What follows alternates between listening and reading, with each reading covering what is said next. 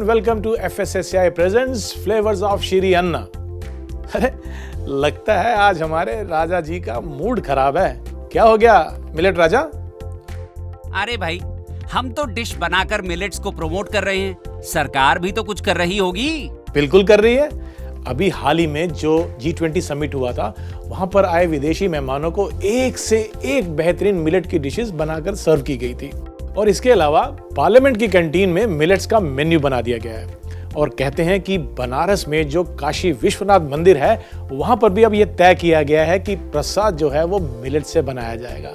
मैं आपको एक और बात बताना चाहता हूं मिलेट राजा, कि जो हमारी गवर्नमेंट है वो प्राइवेट कंपनीज के साथ मिलकर मिलेट कैफेज के ऊपर बहुत जोरों शोरों से काम कर रही है। हैं? सच? तो देखा आपने मिलेट राजा, सरकार बहुत से काम कर रही है ना। आप बिल्कुल भी नाराज मत होए। तो आज आप क्या बना रहे हैं? आज मैं बनाने वाला हूं सेसमी और finger millet croquettes. Finger millets यानी रागी। ये अंग्रेजी में मिलेट्स को अजीब अजीब नाम क्यों दिए गए हैं? दरअसल रागी जिस पौधे पे उगती है, उसका जो ऊपर का आकार है वो फिंगर्स यानी उंगलियों की तरह होता है, तो इसलिए उसको फिंगर मिलेट कहा जाता है। समझे राजा जी? समझ गया। जैसा मैंने आपको पहले बताया, आज हम बनाने वाले हैं sesame and finger millet croquettes. ये बहुत ही लाजवाब डिश है।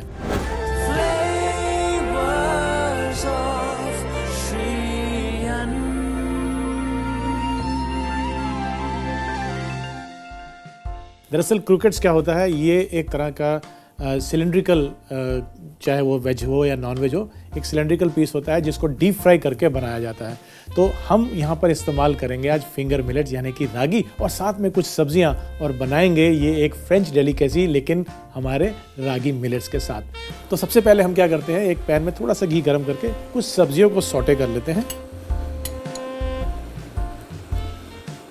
तो पैन गर्म होते ही सबसे पहले हम उसमें डालेंगे बारीक कटा हुआ प्याज। अगर आप प्याज नहीं खाते हैं तो इस रेसिपी में आप प्याज को छोड़ सकते हैं। इसे थोड़ा सा हम सौटे करेंगे। यहाँ पर सब्जियां हमने सिर्फ सौटे करनी है, ना कि पकानी है, ताकि उनका क्रंच भी रहे लेकिन हल्की सी वो नरम पड़ जाए।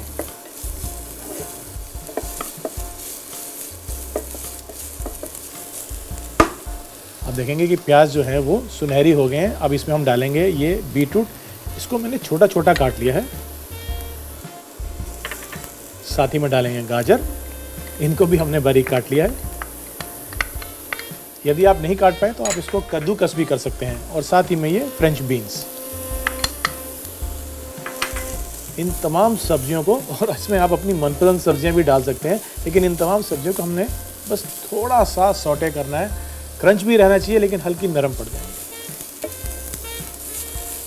अब देखिए, आप कुदरत के जो सब्जियों में रंग जितने भी हो सकते हैं पॉसिबल, वो यहाँ पर हमने डाल दी। तो कितनी रंग बिरंगी ये डिश बनने वाली है इनकी वजह से, और साथ ही में रागी मिलेट से इसकी न्यूट्रिशनल वैल्यू बहुत बढ़िया हो जाती है।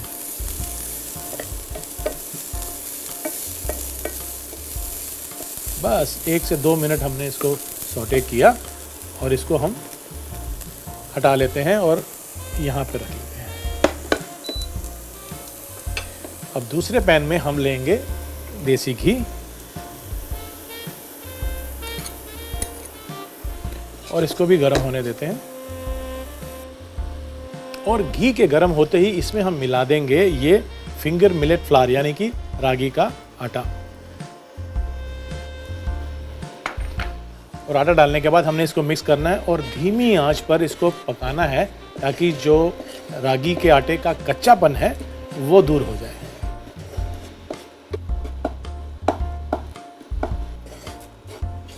इसको 3 से 4 मिनट लगेंगे और ये भुनता भी जाएगा और धीरे धीरे इसका रंग भी थोड़ा डार्क होता जाएगा। इसका टेक्सचर भुनने के बाद थोड़ा बालू जैसा होता है, थोड़ा कोर्स, थोड़ा रफ रहता है। हमने इसको भून लिया है और एक महक सी जब आने लग जाती है, इसका कच्चापन जब दूर होता है, तो इसकी एक कैरेक्टरिस्टिक स्मेल जो होती है वो आना शुरू हो जाती है। लीजिए, रागी का जो आटा है वो अच्छे से भुन चुका है। अब इसमें जो सब्जियां हमने सौटे की थी वो इसमें मैं मिला लेता हूँ। ये सब्जियां जो कि अब थोड़ी सी नरम भी पड़ चुकी हैं, ये इनमें मिला लेते हैं।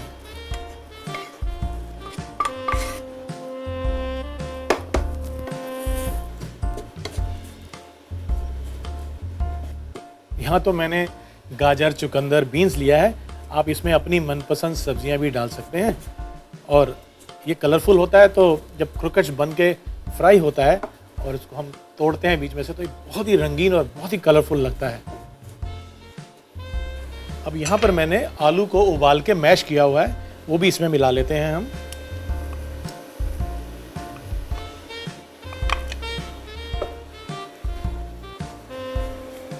इनको मिक्स कर लेंगे। इन तमाम चीज़ों को मिलाते हुए, जैसे आटा गूंथते हैं वैसे ये एक गूंदा हुआ मिक्सचर तैयार हो जाएगा।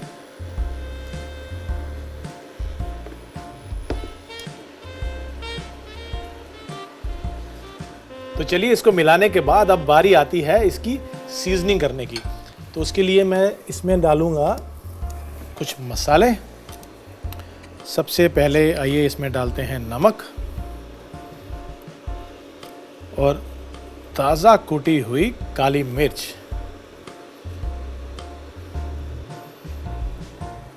और यदि क्रोकेट्स के मिक्सचर में नटमेग यानी कि जायफल डाल दिया जाए तो इसकी खुशबू और बेहतर हो जाती है, पर चुटकी भर ही डालना है, ज़्यादा नहीं। तो इसमें हम डाल देंगे ये नटमेग और इसको फिर से एक बारी हम मिक्स कर लेंगे।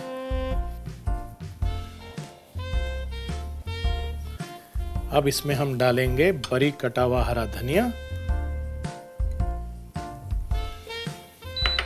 और हरी मिर्च।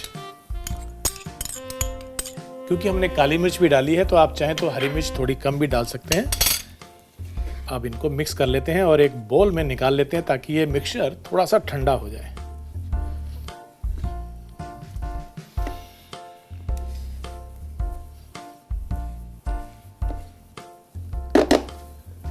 यहाँ पे हम एक बोल लेते हैं और ये मिक्सचर हम इसमें निकाल लेते हैं।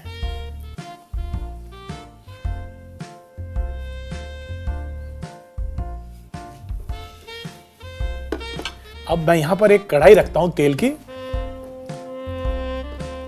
और इसमें मैं तेल गरम कर लेता हूँ। जब तक ये तेल गरम होता है, आइए हम क्रोकेट्स बना लेते हैं। मिक्सचर को अच्छे से पहले हमने मिक्स करना है और मिक्स होने के बाद इसके हमने छोटे छोटे गोले बना लेने हैं। तो इस तरह से हम एक पोर्शन लेंगे गोले का और उसको हाथों में सिलिंड्रिकल शेप देंगे हम, कुछ इस तरह से।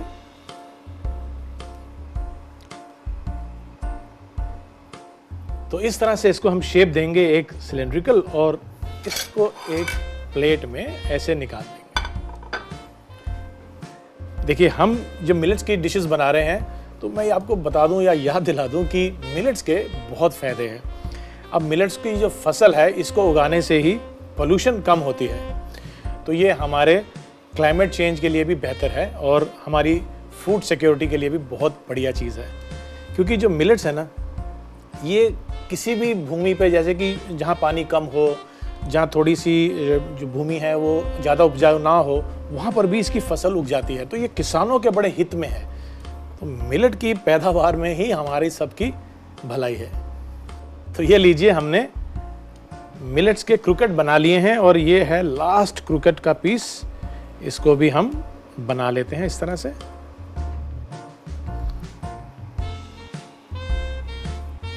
और इसकी साइड को टैप करते हुए इसको एक सिलिंड्रिकल शेप दे लेते हैं। तो ये मिलेट्स तो तैयार हो गए हैं। अब बारी आती है इनको सेसमी सीड से कोट करने की। अब सेसमी क्या होता है? सफ़ेद तिल। मैंने इनको सूखा ही भून लिया। इसको हम कहते हैं ब्रॉयलिंग। ब्रॉयलिंग यानी किसी भी ऑयल या किसी मीडियम के साथ नहीं पकाया, सूखा भुना है। तो ये मैंने ड्राई रोस्ट किया है सेसमी को। इससे इसके जो एसेंशियल ऑयल होते हैं वो भी खिल के सामने आते हैं, इसकी खुशबू बेहतर हो जाती है, और क्योंकि ये टोस्टेड होते हैं तो इसमें कच्चापन भी नहीं होता है। तो ये मैंने सेसमी सीड यानी कि सफ़ेद तिल को ड्राई रोस्ट करके रख लिया है।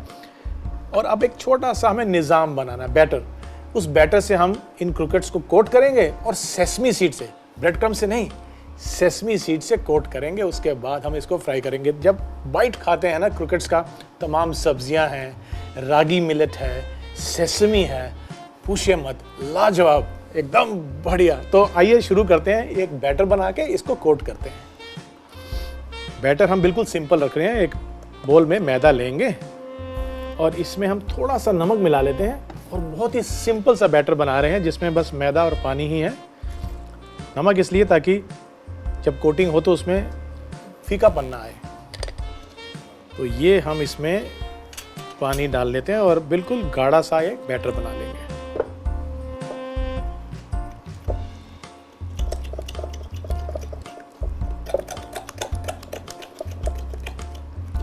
जब एक बार गाढ़ा बैटर बन जाए फिर उसकी कंसिस्टेंसी हम थोड़ी सी पतली कर सकते हैं। अब इसको थोड़ा सा हम पतला करेंगे।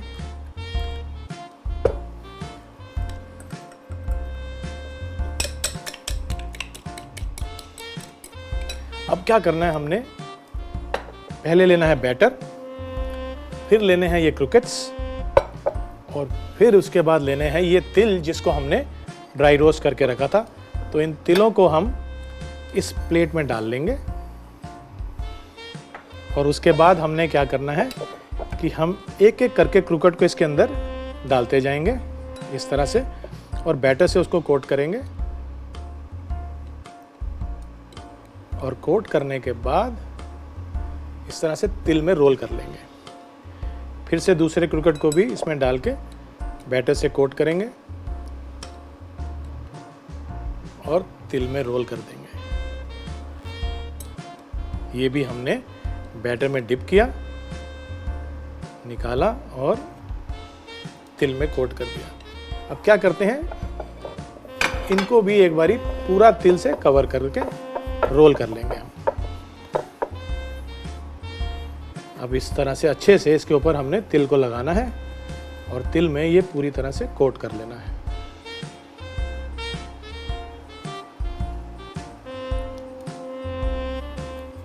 और इसी तरह से हम बाकी के जो क्रूकेट्स हैं उनको भी बैटर में डिप करके तिल से कोट कर लेंगे। कोट करने के बाद इसको अच्छे से सेट होने के लिए हमें इसको 10 से 15 मिनट फ्रिज में रख लेना चाहिए। उससे जो सेसमी है वो अच्छे से इसके ऊपर बाइंड हो जाते हैं और फ्राइंग के समय फिर वो छूटते कम हैं।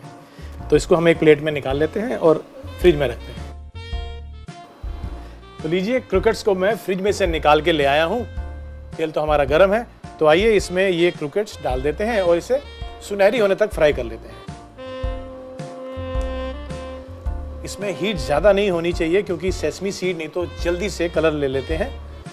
धीमी आंच पे ही इसको हमने फ्राई करना है। और ये हमने इसमें सभी क्रूकेट्स को डाल दिया। इन्हें थोड़ा सा हिलाएंगे ताकि नीचे से ये कलर ना ले ले। क्रूकेट्स एक ऐसे बढ़िया स्नैक्स हैं कि ये वेजिटेरियन या नॉन वेजिटेरियन जैसा भी आप पसंद करते हो उस तरीके से इसको बना सकते हैं।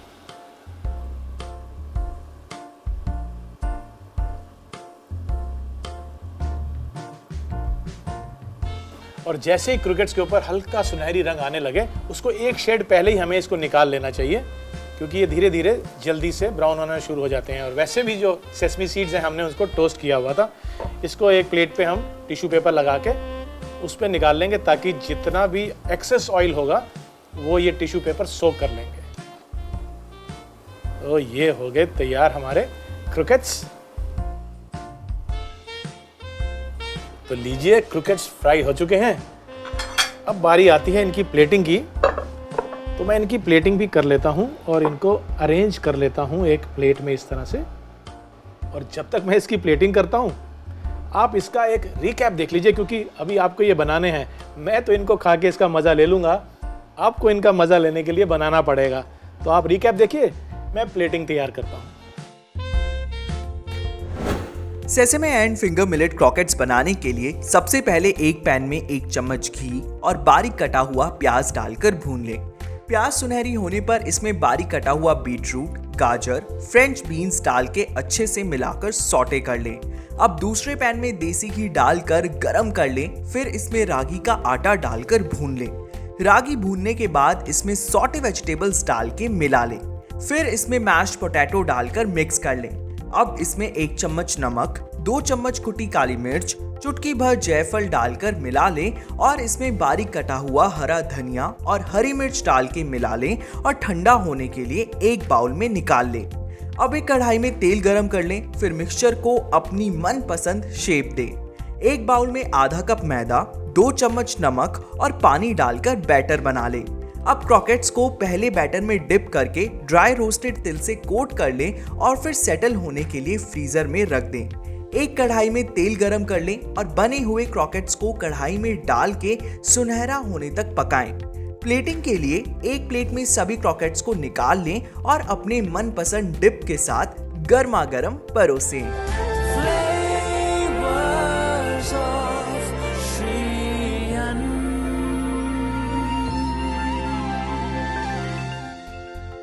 वो कहते हैं ना कि बिना ज्ञान सब सून। तो आइए इस सूनेपन को खत्म करते हैं और करते हैं ज्ञान की बात।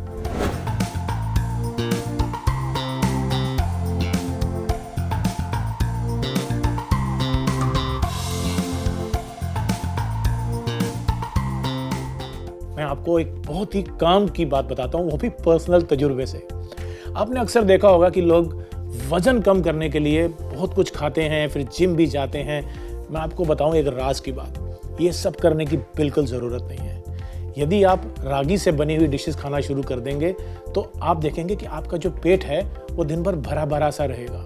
तो ऐसे में क्या होता है कि हम खाना तो बहुत तरह का खा लेते हैं और शाम को जब हम अनहेल्दी स्नैकिंग कर लेते हैं, चाय के साथ कुछ तला हुआ खा लिया, तो वहाँ जितनी भी हमने वर्जिश करी है या डाइटिंग करी है वो सब फेल हो जाती है। रागी का बना हुआ खाना खाने से एटलीस्ट आपका पेट भरा भरा लगेगा और इस अनहेल्दी स्नैकिंग से आपको बिल्कुल छुटकारा मिल जाएगा।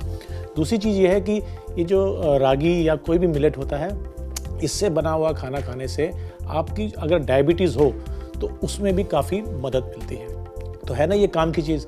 तो आप एक काम कीजिए, छोड़ दीजिए ये सब गेहूँ और ज़्यादा से ज़्यादा राइस के ऊपर डिपेंड होना, आप अपना लीजिए मिलेट्स। आपने जैसे ही मिलेट अपनी डाइट में शामिल किया तो जिम भी नहीं जाना पड़ेगा, खुद ब खुद आपका वजन भी कम हो जाएगा। है ना ये ज्ञान की बात।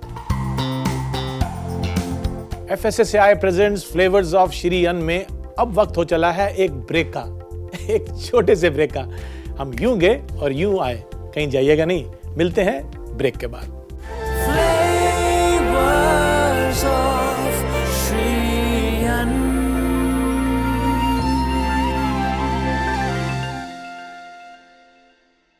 Hello and welcome to FSSAI presents flavours of Shri Anna. आज हम एक ऐसी रेसिपी बनाने वाले हैं जो कि मीठी है। और मीठी इसलिए है कि जब भी कोई अच्छा काम करते हैं, खुशी का मौका होता है, कोई गुड न्यूज़ आती है, तो हम कहते हैं मुंह मीठा हो जाए। तो श्री अन्न को जब हम इतना प्रख्यात या फेमस कर रहे हैं तो क्यों ना कुछ मीठी मीठी बातों के साथ मीठी मीठी रेसिपीज भी हो जाएं। तो आज हम बनाने वाले हैं पर्ल मिलेट बर्फी।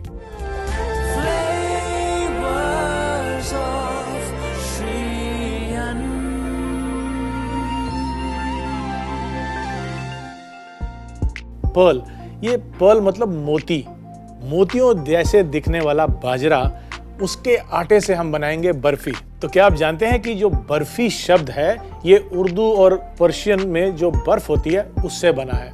बर्फ यानी कि सफ़ेद स्नो की तरह एकदम फज होती है ये बर्फी, लेकिन हम इसको बना रहे हैं बाजरे के आटे से, इसलिए इसको हम कहते हैं बाजरे की बर्फी या फिर पर्ल मिलेट बर्फी।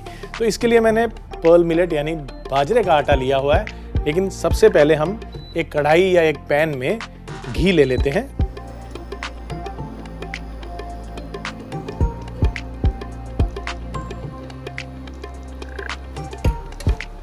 और घी के गर्म होते ही इसमें हम ये पर्ल मिलेट यानी कि बाजरे का आटा मिला देंगे।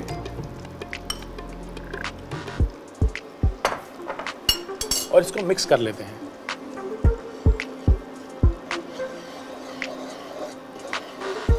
और मिक्स करने के बाद इसको धीमी आंच पर हमने पकाना है।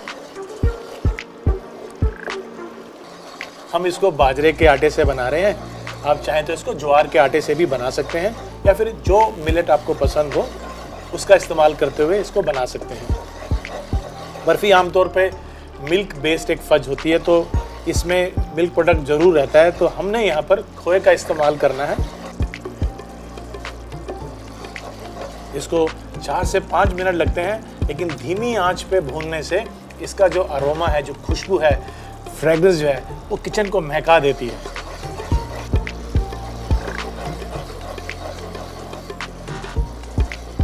बाजरे के आटे से तो हम कई रेसिपीज बनाते हैं। आज भी हमारे गाँव में और छोटे शहरों में बाजरे का काफ़ी इस्तेमाल होता है और ये माना जाता है कि बाजरा जो है वो हमारे इंटरनल जो ऑर्गन्स हैं, लंग्स और किडनी, इसके लिए बहुत ही अच्छा होता है और हमारे डाइजेस्टिव सिस्टम को भी ये मजबूत रखता है।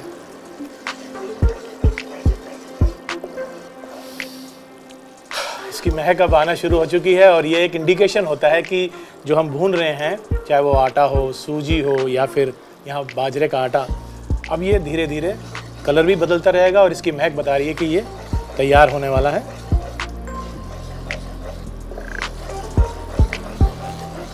बाजरे के फ़ायदे तो हम आपको कई बार बता चुके हैं, लेकिन ऐसा भी माना जाता है कि बाजरे में कुछ ऐसे कंपाउंड्स होते हैं जो हमारे ब्रेन के फंक्शंस के लिए बहुत अच्छे होते हैं। यहाँ पे बाजरा भुन चुका है, अब इसमें हम गुड़ मिलाएंगे। इस गुड़ को मैंने थोड़ा थोड़ा क्रश कर लिया है मिलाने से पहले।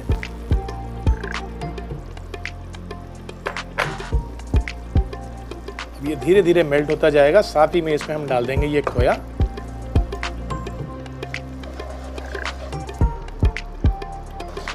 और गुड़ के थोड़ा सा मेल्ट होते ही इसमें हम खोया मिला देंगे।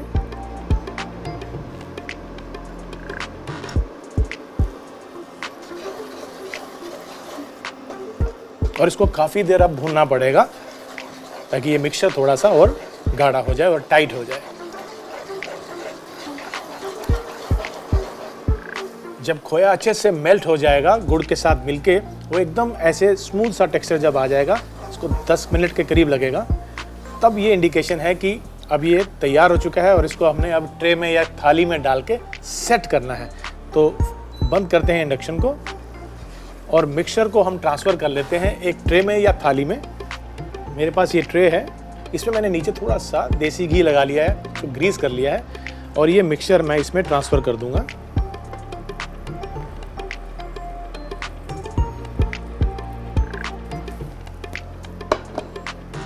और इसको दबाते हुए एजिस तक ले जाएंगे।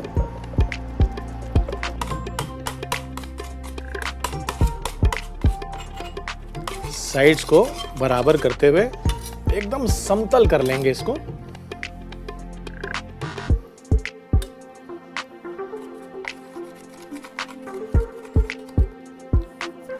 अब इसके बाद इसके ऊपर हमारे पास यहाँ बादाम और पिस्ता, ये हमने बारीक बारीक काट के रखा है, इसको हमने बुरक लेना है।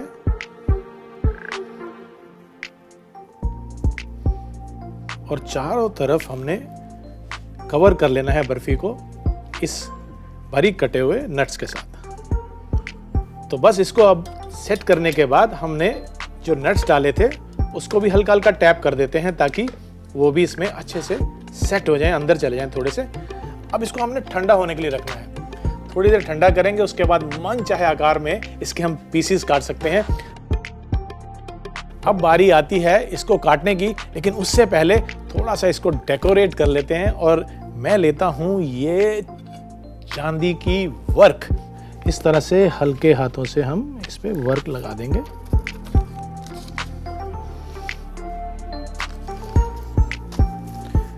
वर्क लगाने के बाद इसको हम पीसेस में काट लेते हैं इस चाकू की मदद से। यहां से हम सीधी लाइन पहले लेंगे, ये लीजिए हमने एक और लाइन, और इसी तरह से हम अब इसको घुमा के हम चकोर या डायमंड शेप जैसे भी हम काटना चाहें काट सकते हैं।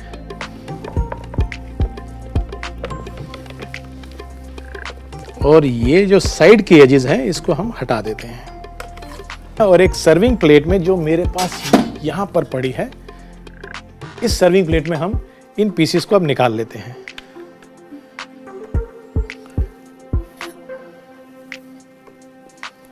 और इसी तरह से मैं इसको अरेंज कर लेता हूं, थोड़ा डायगोनल लगाते हुए। तो तो ये लीजिए हमारी पर्ल मिलेट बर्फी यानी कि बाजरे की बर्फी तैयार हो चुकी है। और ये मेरा दावा है कि ये बर्फी आज तक जितनी भी आपने बर्फी खाई है उन सबसे ऊपर और सबसे बेहतर है। तो क्यों ना आप भी इसको ट्राई करें और अपनाएं ये पर्ल मिलेट बर्फी और मिलेट्स को भी। पर्ल मिलेट बर्फी बनाने के लिए एक पैन में 3 बड़ा चम्मच घी और बाजरे का आटा डालकर मिला ले और धीमी आंच पर पका ले। बाजरा भूनने के बाद इसमें क्रश्ड गुड़ और आधा कप खोया डालें। इसके गाढ़ा होने तक इसे भूने। अब एक ट्रे पर बाजरे के मिक्सचर को डालकर समतल कर लें। फिर इस पर बारीक कटे हुए बादाम और पिस्ता डाल के अब इसे ठंडा होने के लिए थोड़ी देर के लिए रख दें।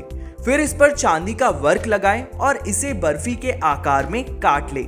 प्लेटिंग के लिए एक प्लेट में बर्फी के पीसेस रख के परोसें।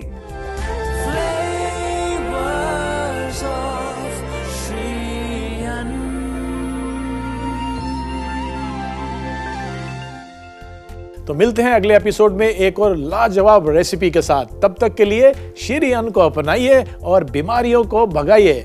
Do take care of yourself. नमस्कार। Can we remove this please? No. ठीक है, मैं पीछे बोलता हूँ ये लास्ट लाइन। लास्ट लाइन ही बोलनी है ना सिर्फ पीछे। मैं आपको ऐसे बोलूंगा तो पास आ जाना आप। तो इस तरह से हल्के हाथों से हम उड़ रहा है। नहीं तो यहीं से अच्छा ठीक है, दोबारा लेते हैं जी। बस ये लास्ट है, इसके बाद तो थोड़ा सा सेटअप फिर चेंज होगा, ये सब हटा देंगे। हम कोशिश करते हैं अपना वजन कम करने की। उसके लिए हम तरह तरह के टेक टू खाली निकला हुआ पेज